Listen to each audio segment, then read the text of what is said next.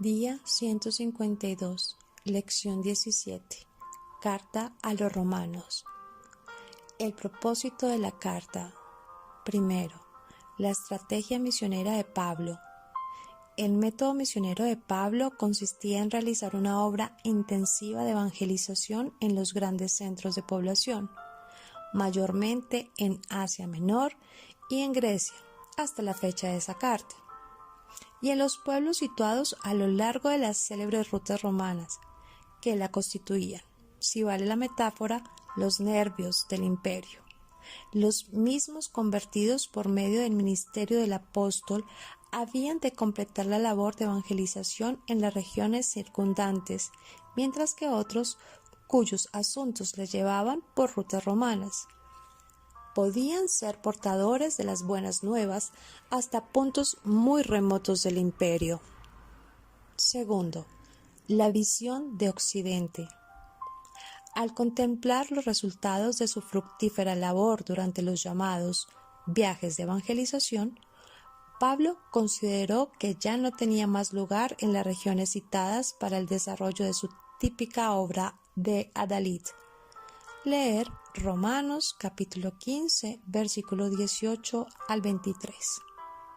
De modo que pensaba en las necesidades del occidente del imperio, con referencia especial a España, cuyas tres providencias se hallaban ya muy romantizadas.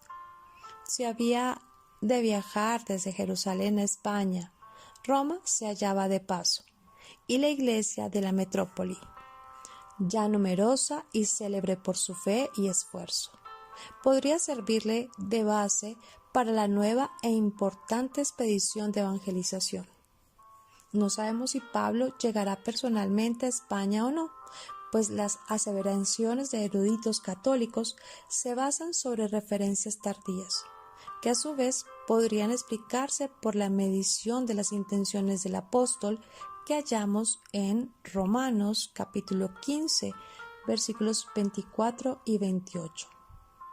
De hecho, parece dudoso que hubiese podido iniciar la evangelización de España personalmente durante los breves años que mediaron entre el primer cautiverio en Roma y el segundo, que se refleja en la segunda de Timoteo. Pues por las referencias de esta última epístola sabemos que volvió a visitar el Próximo Oriente durante este periodo, al que corresponde la evangelización de Creta. Leer Tito capítulo 1 versículo 5, capítulo 3 versículo 2, segunda de Timoteo capítulo 4 versículo 13 y 20. En todo caso, podemos estar seguros que la estancia de Pablo en Roma determinó la evangelización de España, pues desde tan importante centro le habría sido relativamente fácil enviar a hermanos idóneos para realizar la misión que él mismo no tuviera el gozo de cumplir y que evidentemente había sido objeto de sus pensamientos y oraciones durante mucho tiempo. Tercero, la importancia de la presencia de Pablo en Roma. Sería una equivocación, sin embargo, suponer que Pablo se interesaba en la iglesia en Roma solamente como punto de partida para la evangelización de Occidente, ya que al llegar cerca del fin de su labor en Éfeso, veía la necesidad de una visita a la metrópoli, sin que se mencione a España.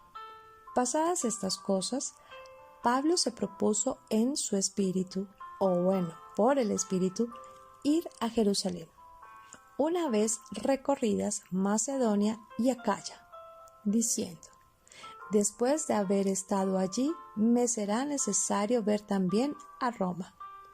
Leer Hechos capítulo 19, versículo 21. La obra de Dios en la metrópoli del mundo occidental, gentil de entonces, se revestía necesariamente de gran importancia para el apóstol de los gentiles, cuya misión especial no podía llegar a su consumación sin que hiciera acto de presencia en el corazón de su dilatada parroquia. Leer Gálatas capítulo 2, versículos 7 al 9. Cuarto, el propósito de la visita. Podemos resumir los propósitos del apóstol en relación con una visita a la iglesia en Roma. A. Dar consumación a su misión como apóstol a los gentiles. B.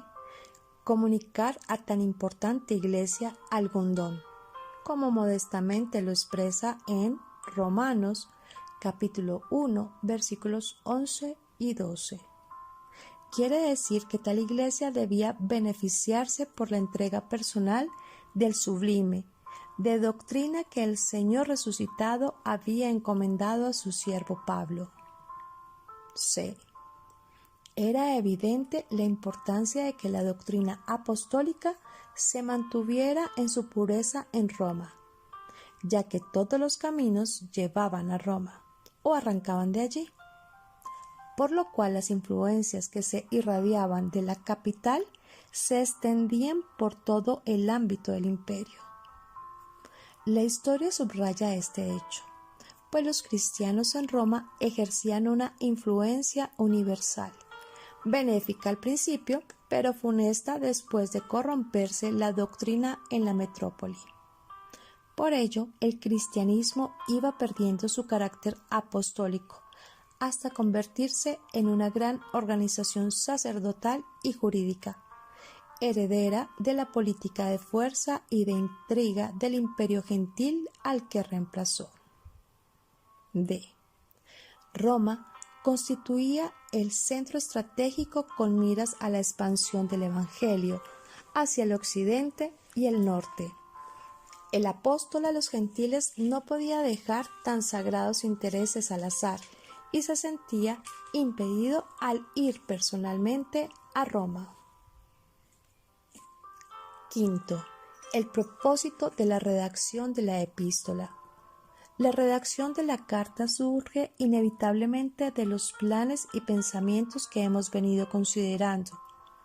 Una visita cargada de tan importantes consecuencias necesitaba su preparación. Pablo tenía muchos y buenos amigos en la metrópoli, quienes sin duda se esforzaban por dar a conocer las enseñanzas del apóstol.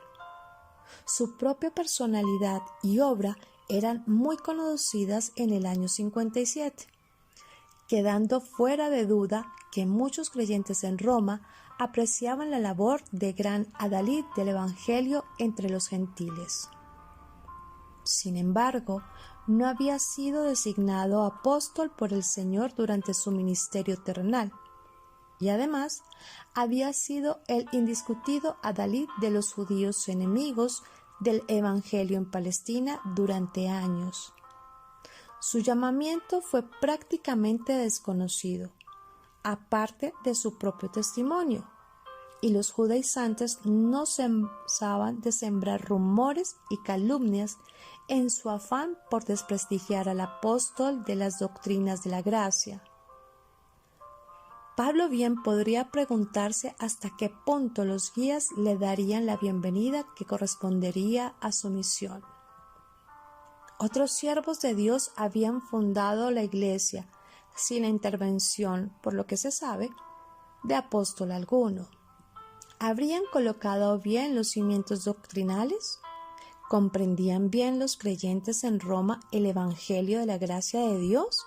¿O quedaba aún, en el ámbito de una iglesia numerosa, alguna confianza en las obras de la ley? Es verdad que el renombre de la fe de los creyentes romanos se había divulgado por todo el mundo, pero una fe valerosa no implica necesariamente la exacta comprensión de las verdades fundamentales del Evangelio. Pablo escribe con confianza, como quien tiene derecho de hablar y de ser escuchado, pero al mismo tiempo existía la necesidad de escribir tanto para salir al paso de toda posibilidad de malentendidos, como para poner por escrito las doctrinas característicamente cristianas que hemos de estudiar y de meditar.